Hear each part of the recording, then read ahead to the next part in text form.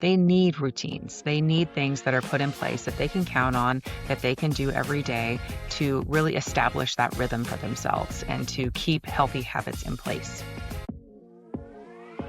Welcome to Parents and Teens Rising, the podcast that bridges the gap between parents and teens and helps families thrive. I'm Jasmine Chandler, teen and parent coach, wilderness rites of passage guide, and founder of Guided Passages. After over 16 years of working with young people, I know how challenging and rewarding these years can be.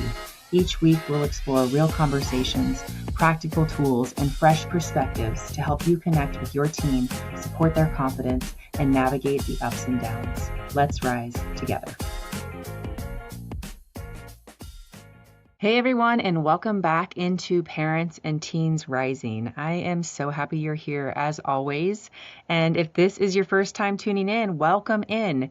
You have found a really good episode to start with. So what I want to talk about today is summer. Specifically, I want to talk about the version of summer that none of us planned for, but a lot of us have all lived through. And you know the one I'm talking about. Your teen sleeps until 1 o'clock in the afternoon, shuffles out of their room, grabs something that they probably shouldn't be calling breakfast, and then plants themselves in front of a screen for the next 6 hours. And then their chores are non-existent. Their motivation is gone. And somewhere underneath all of that scrolling and sleeping, you can sense that they are not actually happy, that they are lethargic, they're isolated. They might even be a little lonely and probably grumpy. And even if they don't say those things out loud, that is what's probably happening under the surface, because none of us thrive under those conditions, right? We need to be on a good rhythm, in a good routine. We can't be zoning out in our screens all the time and still feel good and still thrive. We need to be outdoors and getting fresh air and having community and connection and working on projects that feel exciting to us, and participating in our life. And so we don't want to let our teenagers completely off the hook to just do that all day, every single day, all summer long. It is not good for their mental health. They are not thriving in those conditions. And believe me, I am talking about this once again, as I do with many of the topics I bring here to this podcast, because it is something that I have dealt with myself and something that I'm still navigating. And so I'm creating this podcast episode for you and the plan that I'm going to share with you today to help myself and my teenagers this summer as well. So hopefully you'll be able to get some good information and some helpful tools today through this episode as well. So today I'm going to walk you through 5 concrete steps to help you and your teen build a summer that actually feels good for both of you. One that gives them structure without feeling like a prison sentence and gives you a little peace of mind knowing they're not just drifting through the next 3 months. All right, so let's go ahead and jump in with step 1, which is getting their buy-in first. So this is the most important step of all. And I mean that because you can build the most thoughtful, reasonable, well-designed summer plan in the world, but if your teen didn't have a hand in creating it, they are not going to follow it. That is just the reality of adolescent psychology, and honestly, it is the reality of human nature. So before you sit down to make any kind of plan, I would invite you to have a conversation with your teen and ask them how they want to feel this summer. Ask them what they want to accomplish. Ask them who they want to spend time with and what they actually want to do for fun. And then ask them to remember how last summer went. Have them describe it in their own words. What did it feel like to spend most of the day in bed? What were the results? Did they feel proud of themselves at the end of August? Did they feel connected? Did they feel ready to go back to school? Let them sit with that for a minute, right? So help them to actually, vividly imagine what it was like when they did sleep until 1 o'clock and scroll their phone, what that did for their mental health, what that did for their energy levels, what that did for their motivation, what they were not able to accomplish that maybe they had wanted to accomplish in the summer. And that way they can really tap into that drive to create something different this time. And so then you're really helping them to envision what it is they want to do differently. And that's where they can find the motivation to create the steps that you're going to help them build in their plan today. So when a teen can connect the dots between their past choices and how those choices made them feel, what happens is they stop seeing a summer plan as something you are imposing on them, and instead start seeing it as something that's actually in their own best interest. And that really will shift everything. All right, so once you have had that conversation and they're ready to think about doing things differently, that is your window. Now you can move into actually building the plan together. And that moves us into step 2, which is to sit down and make the plan with them. So don't hand your teen a blank page and hope they're going to come up with a summer plan on their own. It's just not going to happen. We have to be realistic and make a plan that's going to actually work. So what this step is going to require is collaboration, and it requires you to hold 2 things at once, which is high expectations and high support. I've talked about that a lot. That is something that comes from the work of David Yeager in his book 10 to 25, The Science of Motivating Young People. And so if you haven't read that book, I highly recommend it. But this is based on lots of research and studies that they've done, that this is a way to really help young people, make big strides in their lives, is to A, hold the bar high, and B, really give them high support at the same time so that they can be successful in whatever that bar has been set at. So what you're doing when you're making this plan is that you're not lowering the bar to make the plan easy. You're sitting down next to them and helping them build something they can actually execute. So this is a co-creation, not management. And if you want a tool to make this easier, I have actually put together a downloadable summer planning sheet specifically designed for teens. And it's the exact one I'll be using with my own teenagers this summer. So you can grab it at youth.guided-passages.com/summer plan. That is youth.guided-passages.com/summer plan. And I will drop that link in the show notes as well. Okay, so steps 3 through 5 are the 3 components that go into the plan. So let's walk through each one. Okay, so step 3, build a daily routine with real structure and screen time limits. All right, so you're going to help your teen build a routine that works for them. And here are some of the components that I would recommend including. So first of all, a maximum wake up time, right? So not 1 o'clock, maybe like 9, 10, maybe 11 o'clock. And then some outside time is going to be so important too. They need fresh air. They need to be out in nature. And then you're going to want to include some form of exercise, one hobby they're actively working on, potentially some reading if you can get their buy-in to read a book. And then it's also going to include some chill time that can absolutely include screens. And then making themselves at least one real meal, so some breakfast or some lunch or something like that. And then adjust the specifics based on what your teen actually enjoys. So the structure matters more than any individual item on the list, okay? So obviously this isn't going to be the same exact every day, but it's going to give them a framework for things that they want to really work on including. And also, a time of day that they're planning on doing these things so that it can become habitual, that they can create habits around it. So they understand what their summer routine is.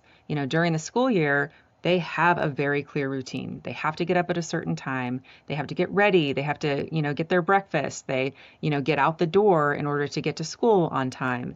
And then, they have their classes that are all at these regimented times, and they have their lunch time, and then they get off at a certain time, and often they'll go to a sport or to the gym or whatever it might be, and then they come home and they have dinner. So they have a very clear routine during the school year. And then when summer hits, that routine just goes completely out the window and they have no structure. And no structure is just not good for their brains, and it's not good for their habits, and it's just not good for their mental health. They need routines. They need things that are put in place that they can count on, that they can do every day to really establish that rhythm for themselves and to keep healthy habits in place. So as part of that routine, one thing that you're also going to want to tackle is screens specifically. So this is not about banning them completely. Screens are a real part of your teenager's social life and their entertainment, but without any guardrails, they have a way of swallowing up the entire day. And your teen knows that about themselves, even if they don't want to admit it. And many of them will just straight out say, I am addicted to this thing and I can't put it down. And they actually want to put it down. They want to be doing things with their life, but it has them captive, right? They cannot do it. And so helping them to set some limits around this and some plans to actually have their phone shut off or whatever that might be. You want to talk about those things so that they are not just hoping for the best with turning off their phone and actually going out and doing something productive with their time, because their phone will suck their time away. It will keep them engaged with, scrolling to the next thing over and over and over again. It has variable rewards. It's primed to reward their dopamine system and keep them wanting more and more and more. And so it's not their fault that they get hooked into it. We all do. They are built to get us hooked. They're built to keep us on there as long as possible. And so we actually need to help them set some guardrails around this, because it's impossible almost for them to do that themselves. So the question to work through together is how they're going to help themselves not get completely sucked in. So some families do this by setting up downtime inside the screen time settings on the phone with a password that the teen doesn't know. Others set an hourly limit every day. And then maybe some teens might prefer to set the limits themselves because it feels like a choice they made rather than a rule being enforced by their parents. So there's not a single right answer, but there does need to be an answer. And don't skip over this part or leave it vague. You have to get really clear about, okay, what is the plan? What is the agreement? How are we going to follow through on that? How are you going to help yourself stay accountable to that without me, as the parent, having to nag you about it? Because that's one thing we want to avoid in this situation, which I'll get into a little bit more in step 5. But we want this to be something that they can actually implement and put into place themselves without needing to be micromanaged. So once the routine is mapped out and screen time limits are decided, there is one more piece to add to the plan. And this one I think is going to be really helpful. I think it's so important and often skipped over in summertime. But number 4 is to help them create a SMART goal for summer. So if you haven't heard of SMART goals before, SMART goals are ones that are specific, measurable, achievable, relevant, and time-bound. So having something they're working toward changes the entire character of their summer and gives them something to show for it at the end. So this doesn't need to be monumental. It just needs to be real. So they could set a goal to read 12 books during the summer. They could set a goal to improve their free throw percentage by 25%, or to run 2 miles without stopping by the end of July, or to learn the basics of a new language, or go fishing twice a week all summer, or make 2 new friends, or join a gym and go 4 times a week. So whatever it is, it should be a goal that is important to them, hence the R, which is relevant, right? It needs to be theirs, something that they actually care about, and specific enough that they'll know at the end of August whether they hit it or not, right? So it's got that time piece on there because it's going to be the end of summer or whatever date that you set, right? It's something really specific. So it's not something like, I want to feel more confident this summer, right? Because that's a little bit vague and it's also not very measurable. So really getting something measurable and specific and achievable with their skill set and their time frame, right? That feels really relevant to them and has that time limit of the end of summer, okay? And so this might be something they've been thinking about for a long time and just have had a hard time motivating to do. And so writing it down, getting clear on what they want to do and what are the action steps that they're going to do every day in order to accomplish that SMART goal in their time frame. All right, so now you have a plan. And then the last piece is figuring out how you're going to support them in sticking to it without turning it into a new source of conflict, right? That is the last thing we want, is another thing to battle with our teenagers about all summer long, right? We want connection with them. And if we have all these things that we need to micromanage, that is going to detract from connection. That's going to create disconnection. And we want summertime to be a fun time for the family too, right? That we can connect and do fun things together and build our connection in a stronger way. So we don't want this to be something that we are policing nonstop. And the same thing still holds true for my 15-year-old as well. Again, I don't want to be in a battle with her all summer long. And, for some of our teens, they don't really need a lot of managing. Some of them are more motivated in general. They have goals and actions that they set for themselves every day. They already are making themselves meals and taking care of their chores and, doing fun things that they want to do. So For some, it's not going to be a big stretch to add a few more things in. And for others who really are resistant to this type of structure, it's going to be a little bit more of an ask. And so there might be more of a gap between our high expectations and what they actually end up meeting, right? But that doesn't mean we're going to lower the expectations. It just means that we're going to potentially give more support as they need it, and also surrender a little bit more. All of our expectations and our desires and all of that, right? So I know this part is hard, especially if you are wired to jump in when you see the plan slipping, but the daily policing cycle and the reminders and the nudges and the frustrated sighs, it does not produce the behavior that we want. It produces resentment and a teen who stops caring about the plan at all because it stopped feeling like theirs. So the weekly check-in keeps the ownership where it belongs with them, and it keeps your relationship intact. So you're the parent, not the manager, and the more you can hold that line, the more likely they are to actually rise to meet the expectations you set together, right?